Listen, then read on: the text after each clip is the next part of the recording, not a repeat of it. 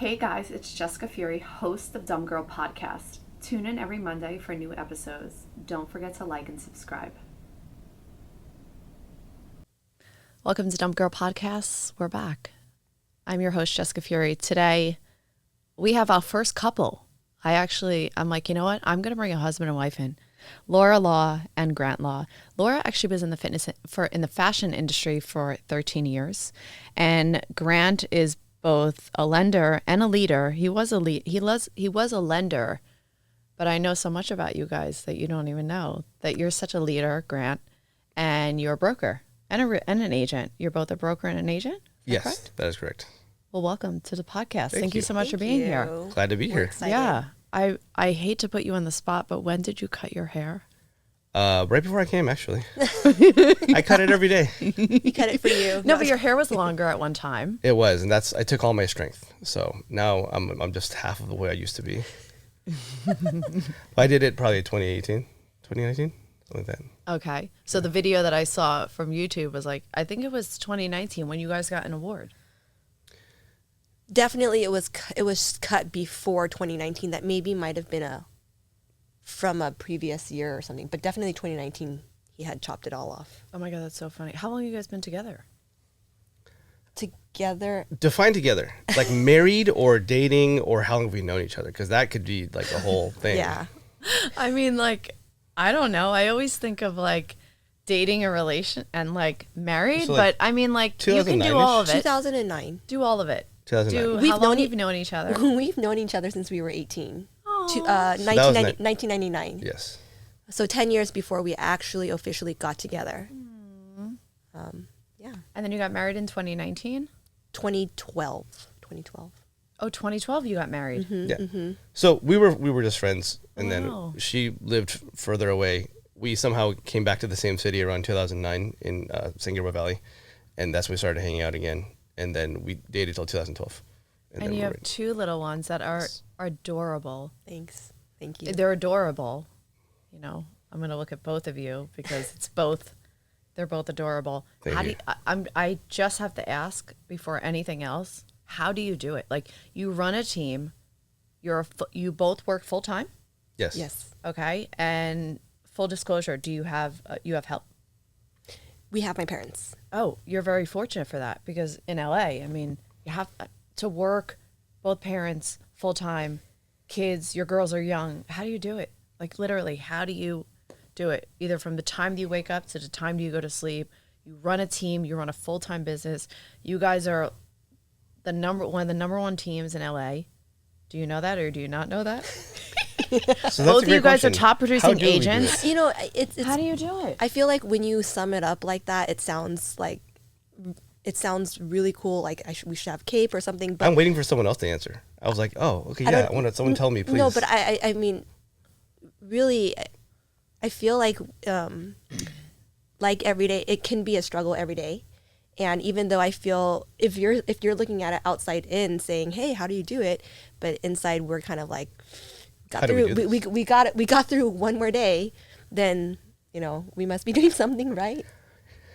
Yeah, I feel like every single day we're trying to figure out, we're just putting out fires to fires, right? And like, of course, people say, hey, work-life balance or time management, things like that. But things like that all plans can go out the window, especially when you have little ones, right? Like she happens to be a room mom right now with one of our little ones. And so it's just additional things that are coming out of the blue where we have to volunteer on campus and things like that.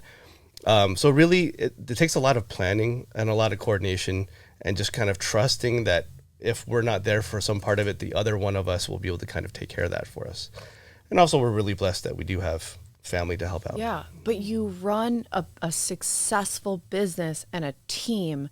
And I know you guys in front of a camera, outside of an office, and you guys, you always seem to be in a pretty good space. I mean, relationships have their own challenge, but running a business and running a team and managing a family, either share from a place of somebody who runs a team as a leader or from a relationship standpoint, what is it that you do that you maintain your business to be so successful that also you bring back home and you maintain your house to have that balance? Well, it's funny because when you mention all three, it seems like the skill sets or the qualities that would make you successful in one kind of translate over the other, right? So if you're able to be good in your family, if you can apply some of those to your team and then therefore your business, that all kind of spills over a little bit. So I think what we've been able to develop over the years is having grace and trying to lead with love. And it's not so easy in the day to day, especially what we do. But if you try to stay focused on what your priorities are, that kind of keeps things in perspective as the days and weeks and months could possibly try to get away from you. I would say I think that there are certain activities that we have as outlets for ourselves. Muay Thai, for him, he'll wake up early in the morning before the sun comes up to go to the driving range. Peace and quiet. Like you have to find these pockets of times and have these moments of Self-care. Self-care. It's just outlet before. You have to squeeze it in when you can, because the kids, the clients, they don't care. I feel like they don't. They're always just knocking on your door, like asking for your help, literal sense, right? And so I think it's these little activities that we do for self-care for ourselves, but we have to have outlets. But what are those skills, specific skills that tie back into your business and tie back into the relationships that you build with clients? Well, specifically in our business is real estate, right? And so real estate is a people business. So at the end of the day, it's all about how you maintain and manage relationships. And so if you're struggling to maintain a relationship with yourself or with your spouse or with your kids or your team, all of that's going to spill over to your business. But if you're able to find a way to approach with peace and grace all these different types of relationships, that naturally spills over to the business side of it, because we are interacting with people in various moods and in various stages of their life with various goals. And so it helps having kids too, right? Because you might surround yourself with a certain type of people, certain personalities, but in our work, we deal with strangers, we deal with people we don't even know. And so being able to manage conflict or avoid conflict as much as possible really helps. And that you get a lot of training from that with that at home with kids. Yeah, I think so. I think because they don't mean to test your patience, but all along they're kind of coaching you on like how to be more patient, how to take your time, how to slow down, how to explain something till the person understands. The kids, having them, I think, has helped us too. I mean, I think that's so humbling for you to say that, because you make it sound so easy, but you can either coming from the individual standpoint, your own individual standpoint with this, or in your own relationship within each other. Have you had challenges to find that internal good relationship with yourself, that you had to look inside to be like, this is work that I have to do, because now I have to show up for another person and I have to show up for a business? And what were those challenges that you started to experience, and how did you start to apply it in a way that was positive within yourself and eventually into your partner? Oh, that's an amazing question.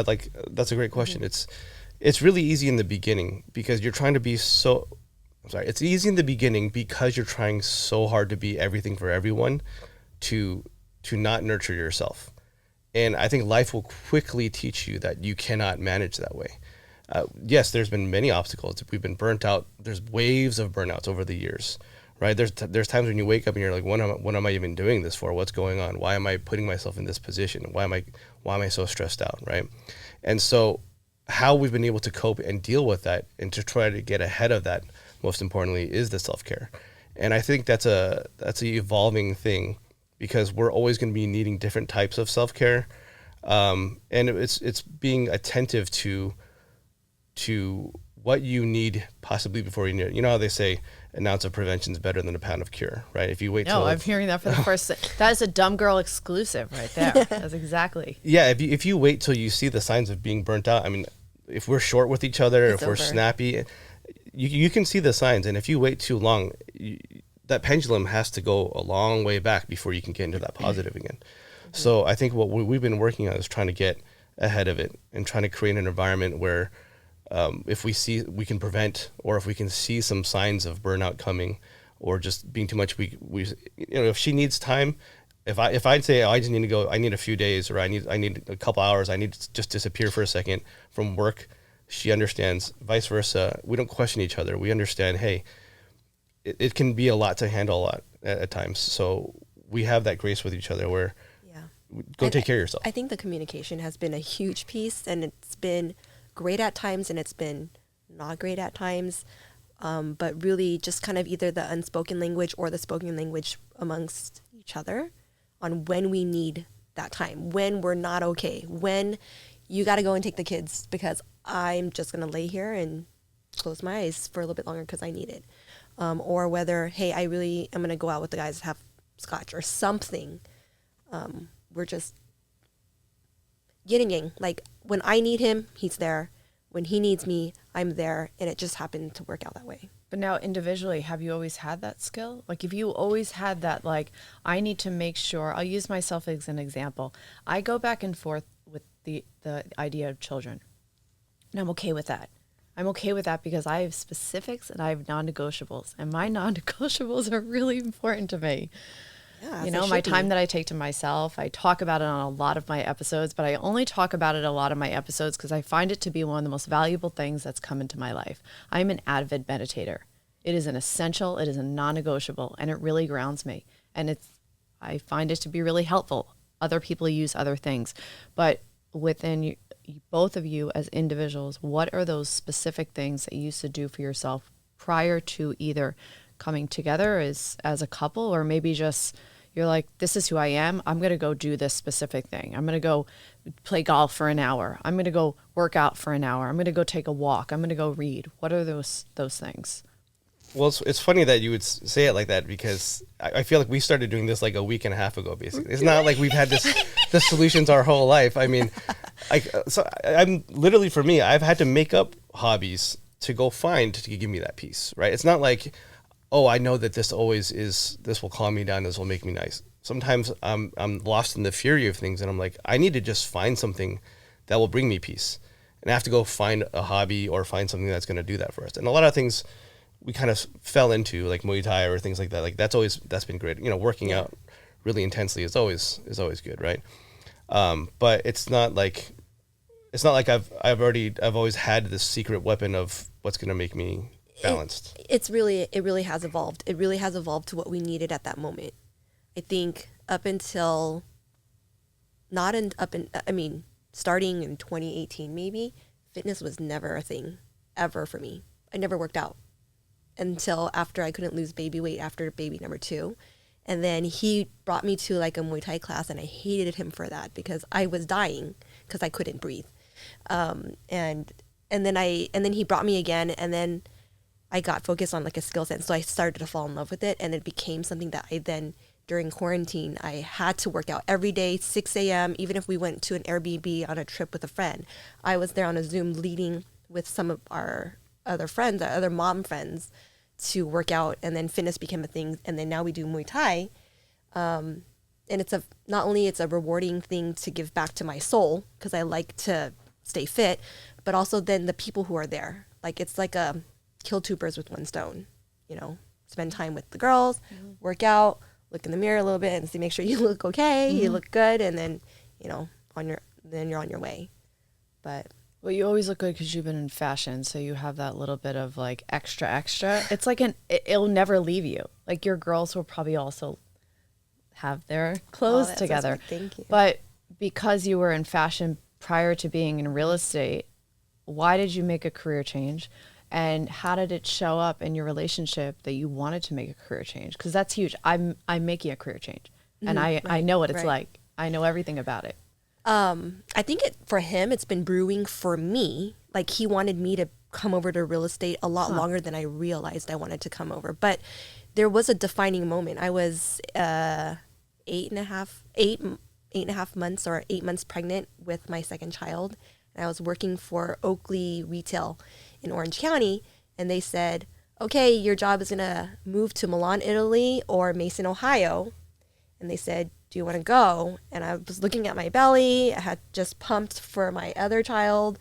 And I'm like, you know, that's a missed opportunity. I feel bad. I wish I could go. But I'm like, probably not going to go. And then he was like, get your real estate license. And so I studied, got my real estate license. And then join the team with him. So that's kind of the transition, but I feel like it's been a long time coming.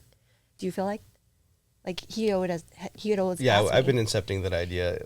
While you sleep, I just whisper real estate in your ear for about the last decade and a Yeah, half. I was wondering why my ears were sore because Now you put as you're those listening to 528 hertz, you're hearing Yes, tiny because things of about you. the market. Thank you. But you've always had, from what it appears, a very strong-minded and strong will how you create your team and how you create your business. What are some of those things that are like essential non-negotiables of how you do your business, how you run your team? Because you guys are like one of the number one teams in Los Angeles. It's not easy. This business is not easy. And I think it's easy to see when you're already in the success of it. And then when you're on the other side of it, when you're in the grind and you're like, what am I supposed to do? But you've obviously developed some skills. And what are those? I think the most non-negotiable thing for me when I'm looking for someone to partner with is, are they capable of making it on their own?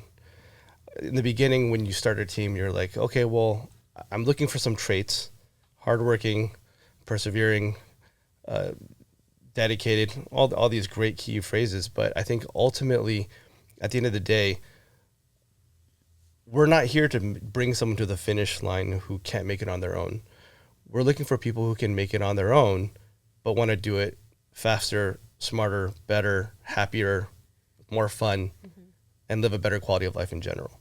And so that's the type of people we've been looking to align ourselves with. And whether they're officially on a team or just people that we want to surround ourselves with, we want to be a positive influence on everyone that we encounter. And therefore we want the people around also to be positive influences around everyone, so we can find that synergy.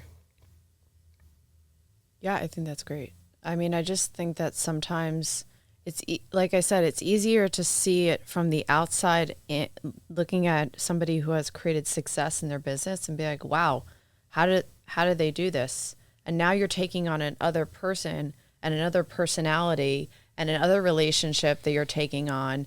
And even though they may be able to show up and hold it on their own, but they need being on a team. It also knows that you have somebody's back. You have someone's back. And that's one of the things that I appreciate being on a team, is that I'm like, if I need something, I can ask this person, like they have my back. And sometimes you do have to show up because you're the team lead. You have to. And it's like, what are those things that you've had to sort of pivot and be like, because if somebody who is a leader and they're listening and they're like, I have 12 people on my team. I have 12 people and now I'm taking on 12 different personalities. I have my partner and my 2 kids. I'm taking on all these personalities. How am I going to continue to manage a successful team and show up for everyone on my team as well, so they're happy? What are some of those things that you do? I think you have to be extremely protective of your time, your boundaries, and your vision, right? So if someone's going to join your team to begin with, it means they bought into your vision. They believe that by partnering with you, that they're going to end up somewhere, and hopefully it's the same place, right? So as you have more chefs in the kitchen, so to speak, or you have more people that you need to tend to, it's easy to go off track because everyone has their own needs and what wants in that particular moment.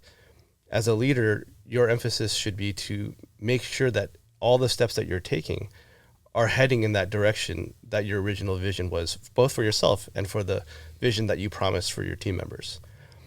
So being extremely protective of that and not getting distracted with all the things that are popping up in the interim, and also being protective over your time and your space.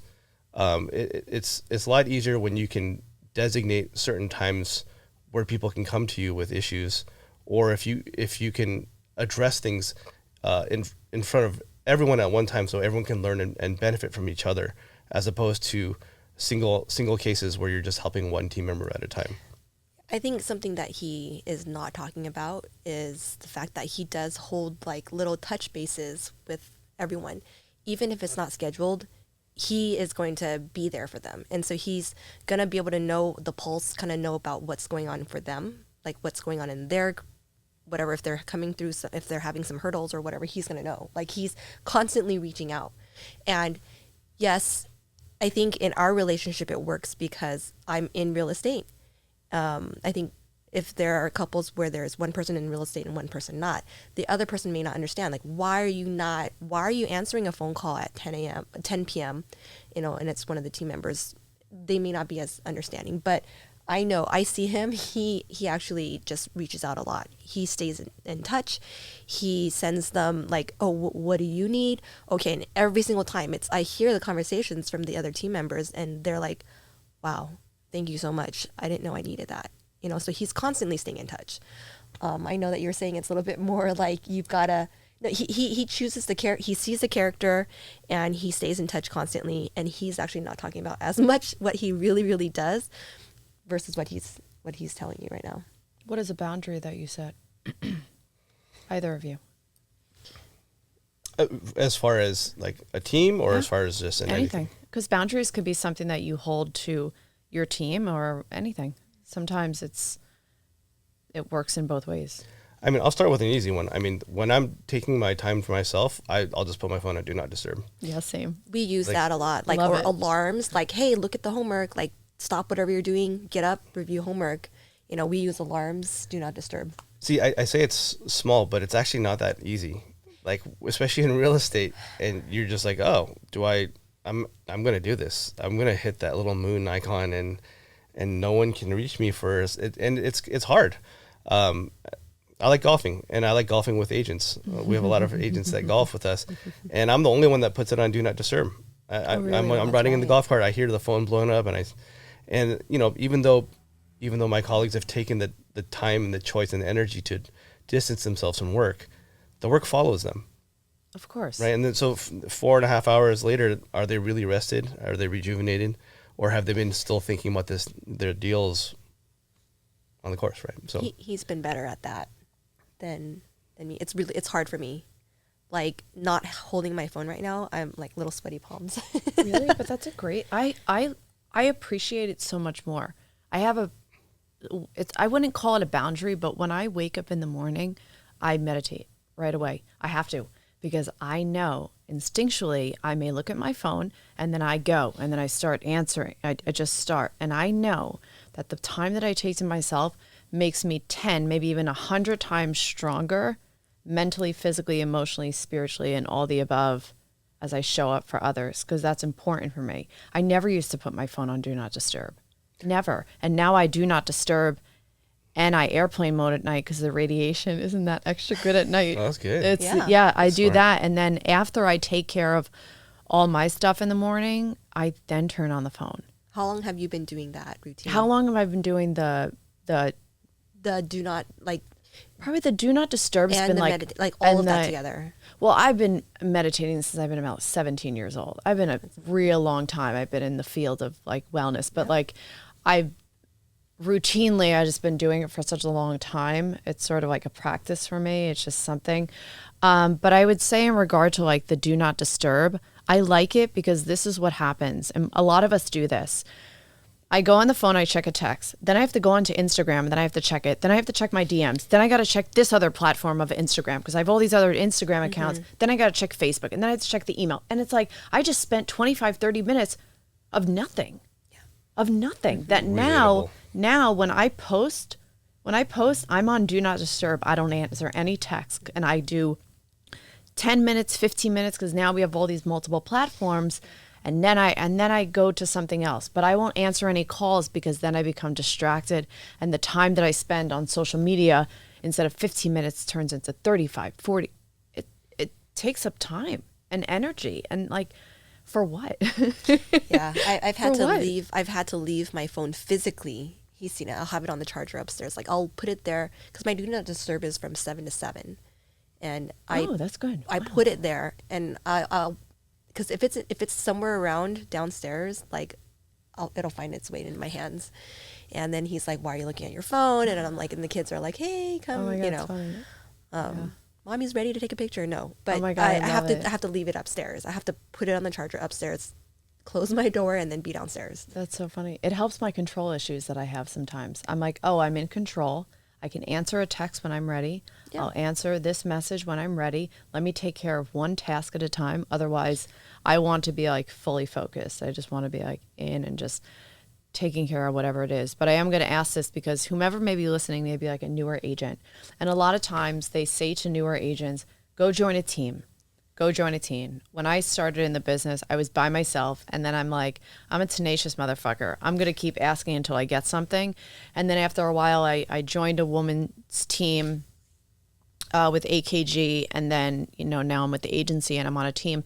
But a lot of people you'll hear, whether established agents or people that are, agents who have been in the business for some time, and they say join a team. Now, what is the difference between showing up for somebody who's on your team who may be a newer agent, or are you the type of person that suggests that they go to a different team that can give them a little bit more mentorship, hand-holding, hands-on, because sometimes you have to separate the two. It's like, I get it, you want to be a top producing, successful agent, and you're also coming onto a team that are filled with top producing, successful agents showing up for themselves as well.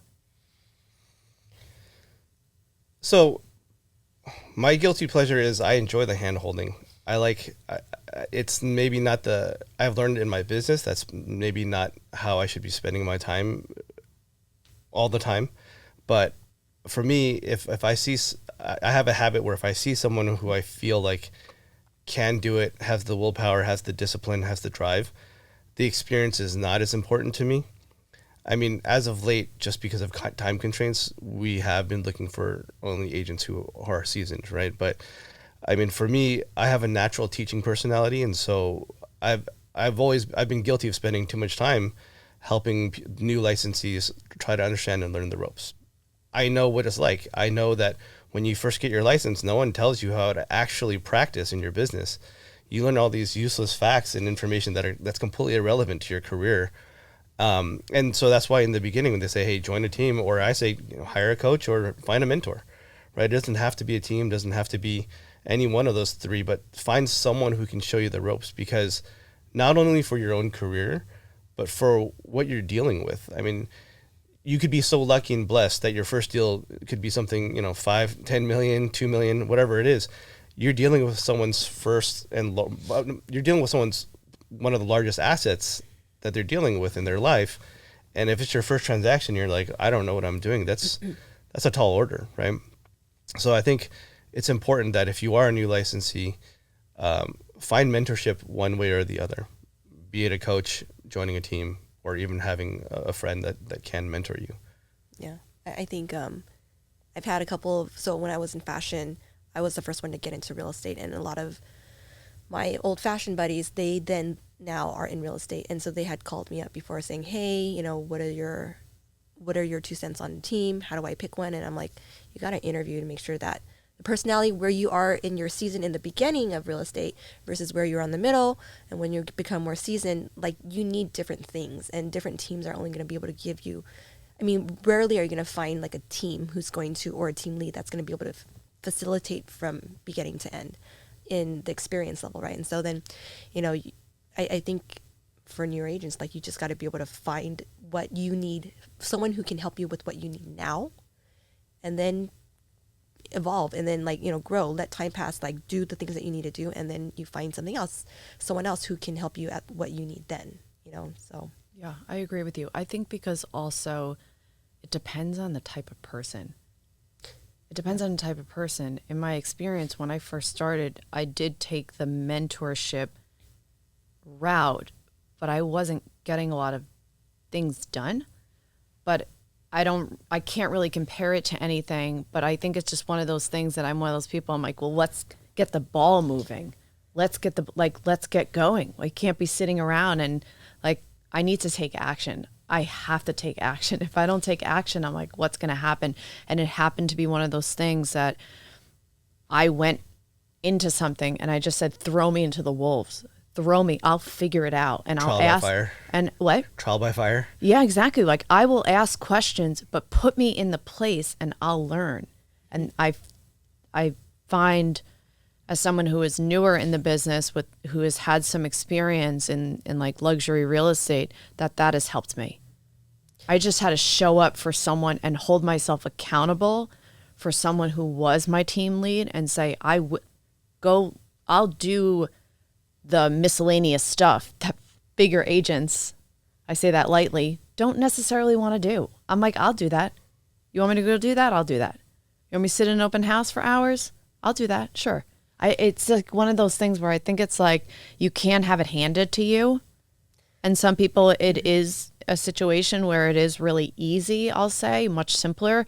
But I think it's one of those things that coming from the other side, if somebody's like, I want to join a team, you have to show up for a team lead that they're not going to be like, okay, because you're a newer agent, come hold my hand, let's go do this. You have to show up for them as well. Like, what are you going to bring to the team, whether you're new or you don't know that much, but what are you going to bring? And you have to execute those skill sets, and you have to show up with those skill sets. Maybe your skill sets, it's just being in a good space.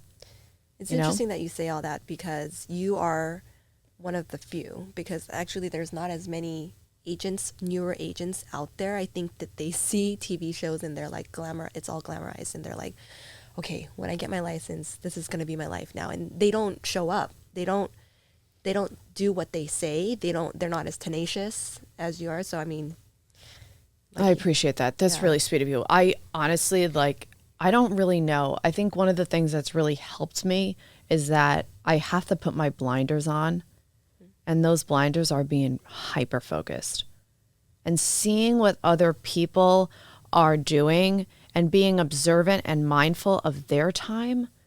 Like friends of mine, including yourselves, they're like top producing agents. Am I going to tug on their shirt all day asking them questions?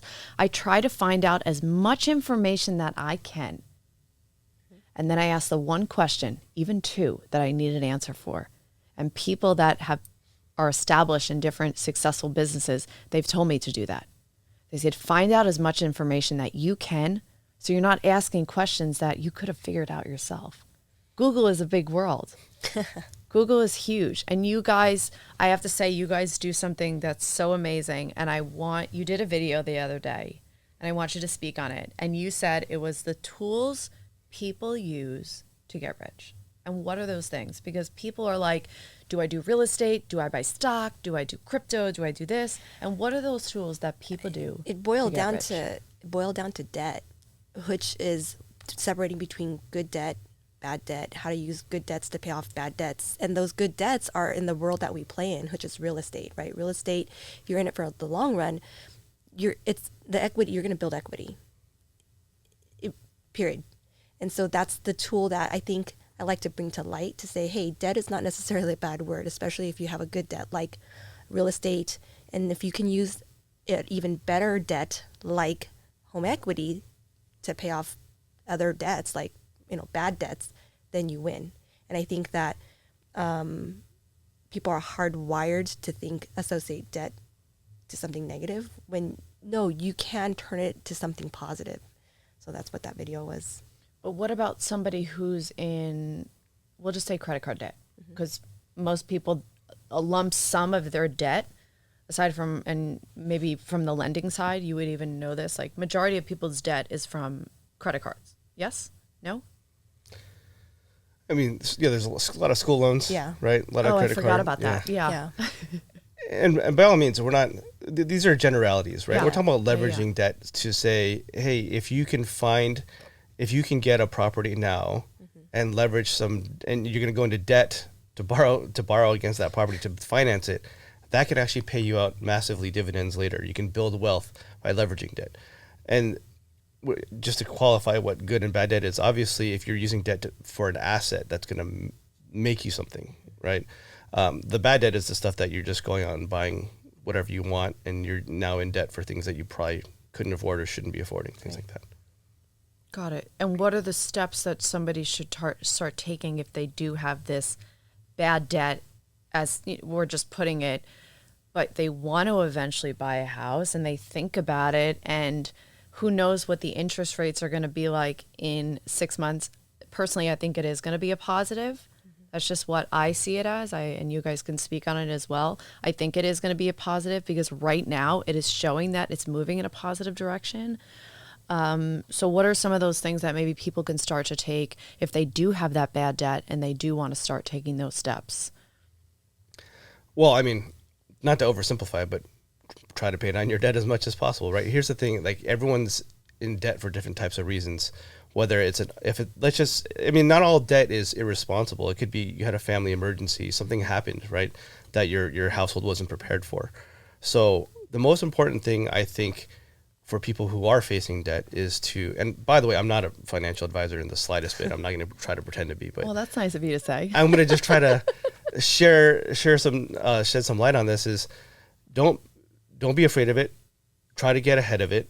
Come up with a plan. Speak with whoever you need to speak with, a financial advisor, debt consolidation, or anything like that. If you can move to something, if it's credit card debt, if you can move it to like a 0% APR transfer or something like that, right? Where you could put your focus on taking care of that, because it's going to be really hard for you to grow financially as a household as long as that's over you, right? And especially if you are going to try to incur more debt to purchase a home, right? They want to see that you have all your finances managed. Got it.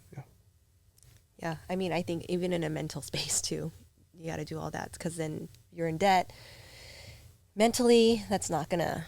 How do you use being in a better mental space towards debt? Or at least how would you suggest somebody to apply that? 100%. You've got to surround yourself with the right people. Like, you've got to surround yourself with people who are not going to sink you further into that negative mind space. Like, that's why we have the friends that we do. That's why we choose to hang out with who we do. That's why we're at the agency. That's why you're at the agency. Yeah, well, we're fortunate. But when we look at the mass majority, we're creatures of habit. As much as we like we want to be like, okay, I want to change this. I want to get better with this. I want to get better with this. I want to start taking the steps towards this. And I want to start surrounding myself in so many different ways. I mean, personally, I find listening to podcasts and really diving into things that I want to listen to first before I start applying it. And that's where it's helped me in my real estate business, where I'm like, I'm going to just do the things that I know that are important to me, whether it's working out or doing the things that I enjoy, what you guys were talking about, like non-negotiables and having fun with certain things. That putting yourself in a better mind state, sometimes by doing those things, you're going to attract more of those type of people around you, because sometimes it's hard. You're like around families and they're talking about their debt, and then they're go to the schools, and then you have a conversation with somebody and then they're talking about their debt, and then you watch the news and people are talking about the debt. Sometimes it's just, you have to step away from it to do your part. You don't see that as something that people have to do, instead of just like adapting to like a change of, I'm going to go be with all these new friends or make these new friends. Like, I think it's all of it. It's everything, right? It's not one thing standalone on its own. Books, podcasts. We're big on YouTube. We're you mentioned researching things before you jump in, and that's kind of what we do at home. Whether it be from food, hobbies, whatever it is, but it's all of it, encompassing everything. Grant, I was watching this video. Oh. I was watching this video. No, it was great. And you were doing a panel. And people were asking you all these questions about financial growth. And you said that every dollar I spend, I get $8 back. Do you remember that? What panel was this? Yeah, this is like this? a real estate panel. You guys like won an award. Oh. And people are asking you all these questions about real estate. They were asking Oh mostly my goodness. you. Okay, now there's more context. She's done her okay. she's done her You've definitely done your research. research. Yes. Why would I have to go to something superficial and something simple and be like, hey, so how did you become an agent? Was it cool? What did you do? Oh, you must have hated your old job. Now you're in a new job. I'm like, no, let's go deep. Oh my gosh, that's hilarious. I love it. Yeah, I mean, I think so. That specifically was about. And not to put you on the spot. Oh, I mean, of course not. Shining the flashlight. Yeah, there's no lights on here. That was the other question specifically about investing as a business in real estate opportunities. So as an agent, right? Where are you going to put your money? Where are you going to put your attention? Where are you going to water, so to speak? And so when I was presenting, I was trying to instill an idea that if you're going to be investing in something for your business, whether it be leads or systems, you want to make sure there's an ROI for it. It's really easy. I mean, there's so many businesses out there targeting real estate agents because we're all looking for the magic fix. We all want to wave our wand and then just have business lining up out the door. And so with every year, there's new technology, new systems, new innovations, AI. There's Shiny objects. limitless things you can spend your money on as an agent. I think I was just trying to instill an idea of focusing on what works for you, focusing on something that that you're going to continue to water and nurture, not just swipe your credit card and hope magic happens. And then to be vigilant about making sure that you're implementing at a high level and that you're actually getting a return for it.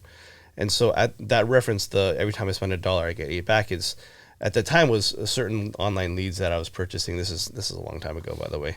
And so you want to just make sure that you're not just throwing money away thinking, hey, this is for my business, but you want to make sure you're doing calculated investments like any other business. Somebody told me once before, and I appreciate you sharing that always be mindful of what you're putting out there, because you never know where it's going to come back in conversation, at least in this conversation. And I have videos of me working out. When I moved to LA, I was pursuing something in fitness. I've been in fitness prior to being in real estate. I did fitness modeling, competitions, the whole nine. And I was creating a personality. At times, they called them fitness personalities. It's evolved over the years into influencer, but I was coming from a place of a personality. They used to call them personalities. I don't know if you guys remember that. They would call people personalities. Yeah. And it's just more of like a leader in its own way. And oh my God, I see these videos of me sometimes on YouTube. It is so funny. And somebody's like, don't delete it. I was like, oh, delete it. I'm like, please. But I think that there's something that is so amazing about your own careers and your own exam. I'd say keep it and evolve off of it. Like it really showcases, for one, and even if somebody's listening, you're top notch. You show up. You really are showing up as a leader. And that takes a lot to be successful in this business. To be successful in this business, and I want both of you to speak on this, can you share some qualities of a leader? Because we're entrepreneurs, and to be a successful entrepreneur, it requires leadership. It requires skills that you have to execute to show up for yourself, and you also have a partner, you have a family, and you have a business, and you have a financial business that you want to create for others. And can you both just speak on that for a little bit? Do you want to go first? Yeah, I mean, for me, and this is not something I possess as a quality that exists in me in a way that I'm fully satisfied with, but I'm advocating for is to lead with love, right? And it's touching on what I said earlier, but if you're not in a good place with yourself, you can't be in a good place for other people. And even so, as you are in a good place with yourself, you'll be more compassionate, more understanding, and more empathetic for those around you. I feel as if there's a lot of different ways to lead, right? A lot of people lead by fear or brute force or strength or whatever. I like to lead with love, right? And I feel as if people can feel that, they're more willing to listen, they're more willing to meet halfway, and you're more likely to get the best out of someone. And so that really translates into every aspect of my life, not just work, business, but it's family, friends, everything like that. And it's a lesson I'm continuously trying to teach myself. And like I said, it's not something I've mastered in any shape or form. It's something I have to constantly remind myself. And when things aren't going the way I want them to, a lot of times that's the first thing I'll look at, and I'll turn within and say, okay, am I reacting? Am I leading with love, or is this something else, or is this ego? Is this something else that's operating here? That's so genuine. That is so incredibly genuine and humbling for even to share that. And I mean, I'm going to have to send you guys stoicism, the daily thing, because that's exactly what it is. It's being able to be like, well, I'm not going to blame it on somebody else outside of me. Let me just take a minute, take a step back, see what it's doing to myself, and then I'll come back however way that I need to. And I think that's amazing that you share that. And what would you say? Well, I mean, just to add on for him, because Yeah. he's also not saying this is, he's full ownership too. Like like he's taking on the brunt of it all for everyone, myself included. That's awesome. He does that. But my take on it was a little bit more like on the ground. And I think that what you're going to find is our personalities when we're on a team, when we're leading a team, he's a lot more like zoomed out. I'm a lot more zoomed in. And for me, it's just leading by doing, like whether it's for the kids, whether it's for the other moms that, I hang out with at the gym, or like the school, or even the team members on our team. Like I don't actually say, hey, do this. I just do it. And then I tell them this is how I'm doing it, because I think that having something finite, having something that you can touch tangible, like I think that that's something that instills confidence in anyone that who needs help, or who needs to be led, or who wants to be led, or needs a mentor, and everything that way. So I just do. I just kind of view like on the ground, just drop and run and go, right? Like just put me Make it anywhere. happen. I want Make what it I happen. want, what I want, and I'm the only person who's going to put the movement in my steps. Nobody's going to say, "Okay, I'm the honey, same get way. out of bed, go." I mean, he can attest to it. Like I'm kind of more like he's the one who's the calm one in the middle, and I'm that one who's basically orbiting. Oh my or God, I orbit around him, and I'm very quick, and I'm like, no, we need to do it now. I need a I solution. have a stronger sense of gravity. Oh my God, that's The gravitational mass. pull. I have more That's mass, so and funny. therefore, Oh my God, that's so yeah. funny. I think I read once before that it's almost like you have to, in the sense of like being a leader, and this would probably be different if you have a large team of like 200 people, we'll say, you find out the love language. Now this is work. You find out the love language of people individually on your team, and that's how you're able to adapt. You sort of like, does this person, they like compliments. You have to let them know, hey, so-and-so, Janelle, I know you're on, Janelle's on your team. Yeah. Hey, Janelle, just wanted to let you know, that was a great job you did with Sam the other, like, and it's almost like you use these love languages for people. So I will say, I love the fact that you do lead with love, and both of you, I'm so grateful that you guys were here. I do like to ask 3 questions to all my guests before that they leave, and I want you to both answer these. What is a non-negotiable in your morning routine that got you grounded for the day? For me, it's forward motion, preferably in sunlight. And I hate to misquote this. I think this was an Ed Milet thing. I don't want to mix it up, but when I heard that, it made sense to me physiologically. Right, getting some sunlight on your face helps you wake up, and just taking forward steps and seeing things pass by has an effect on your brain in the morning. And for me, it makes me alert. It gets me ready for the day, and I'm already feeling like I'm taking steps in the right direction. Mm.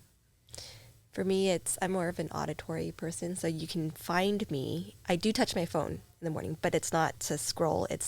I'll put it on like a 5-minute positive affirmation, something. Awesome. I have to be forced. Like I can't do the meditation like you do on my own. Everybody has their and thing. I'll put it above my head on the pillow, and I'll just have it play as I slowly start to wake up. That's amazing. And I have to do that. Andrew Huberman, he has like a PhD with like Stanford, and he talks about the sunlight because it's their circadian rhythm. Yeah. It's 5 minutes, 5 to 10 minutes, no sunglasses, in the sun to balance your circadian rhythm. I'll have to send it to you guys. But I think it's like just amazing, like the sunlight. Can you leave the listeners with one suggestion or piece of advice they can apply to their daily routine, their business, and or relationship? Be forgiving on yourself and have patience, because sometimes it may not look like what you want. It's that you're moving in that direction, but it's just rest assured, like it's going to be there. Just have grace and patience. What she said. She said, so, I mean, I can't even say it better than yes. You normally have the better answers. I kind of wished I was mouthing it so people wouldn't know who was actually saying it. We could set that I'm up. trying to. I was trying to beat him. That was good. I like that. I would say, aside from leadership, what are 3 qualities that peers of yours would say about yourselves? I'm afraid to say. Well, no. He's funny. They say I have cute kids You I do have a have cute beautiful kids. wife. Beautiful wife. Yeah, that's true. and an amazing head of hair. In 2019. Yes. I guess I've been told I'm a good storyteller. I can be funny. Oh, I have a superpower. I can make anyone want to eat what I'm eating Steak. just by eating it. No. If I not eat just by something, eating I it. can guarantee you're gonna want to eat it too. I promise you. Where did you guys go last night? You said it was a really good restaurant. Where did you go last night? Did we go somewhere cool? Yes, last you night? did. It was in your story. Where did you go last night? In Pasadena. No, that was on the weekend. It just opened. It's a French / Chinese It's a Taiwanese. French / Oh. Taiwanese Fusion restaurant, just opened. fusion restaurant Yum. on Yum. Green Street. Oh, it's yum. amazing. Cool. But no, if he eats anything and he tells you a story about it, because his storytelling is amazing, you're gonna be like, oh, I suddenly want Korean barbecue. Or I thought it was my suddenly- facial expressions while I'm eating. I didn't know. It was okay. Anyways, let's move on. What are Wait, I just no, but I can't follow you after that. You're so funny. No, I don't know what else. You can put in your bio realtor, storyteller, father. foodie? Foodie. Anything that requires a torch to prepare. Oh, that's funny. Laura? I think that, just friendly overall, just wanting, like, bubbly, energetic. I think people get a sense that I sincerely want to help, that I sincerely want to be there for them, that I want to spend time with them, because when I'm there, I'm fully there. But just, I don't know. I don't know. I have trouble finding Sorry, words. that reminds me. One of the things I just wanted to leave. You had asked a couple questions earlier about any advice for anyone who's in the beginning of the career or wherever they are. Is for yourself, no matter what industry you're in, what you're doing, be present. Be present where you are, right? Which means if you're at work, be working. If you're with your kids, be with your kids. If you're with your spouse, be with your spouse. If you're taking time for yourself, be there for yourself. Don't allow distractions. Don't allow things to pollute that, and then you're nowhere for anyone, right? So really focus on being present where you are and make sure you designate the time for everything. Yeah, I agree with you. Lately I've been in this, and I'm not perfect. We could do a whole episode on my imperfections. 24 hours. I'm just in 24 hours. Like, what do you want me to do? Like, I know that I'm going to record next week and I'm going to do this, but I can't. I don't know. There's a part, I think, that I have to manage my anxiety by just being so present. I'm just going to be in, like, what I'm doing, because I think one of the things that I do appreciate, and this is now going back to you guys and Grant, and I will say this specifically towards you, and Laura, you do come into play with this. You offer people your time, and you really show up with people's time. And I do appreciate and respect that you guys do show up in that way, because it's very genuine. We're very busy people, and sometimes busy is like, well, I'm just busy. And I appreciate that. And Laura, the way that you show up for someone else's success enthusiastically is genuine, because most people aren't like that. And I say that because most people, they see what other people are doing and they observant. We're observant people. That's why social media is as busy as it is, because we become hyper observant of other people's lives. But the enthusiasm that we carry for someone who's not ourselves, that's you can't work that quality. It has to come genuinely. And I appreciate that. And I appreciate both of you. If you guys, you can plug yourself, or you can just say la vie. Well, I want to say we appreciate your time. Thank you for having Yes, us. Thank you for having us. This is super fun. If you want, you can follow me, Grant Starr, on Instagram. And I'm at Love Laura Law, and together we're Own the Foothills, at Own the Foothills. And yeah. Guys, follow the podcast at Dumb Girl Podcasts, and rate and review. And we are also now on YouTube. We have all these videos, so I appreciate you guys. You can follow me at Jessica J. Fury. You can follow the real estate at Jessica Fury Real Estate. I appreciate both of you for being here and you guys for listening. Thank you so much.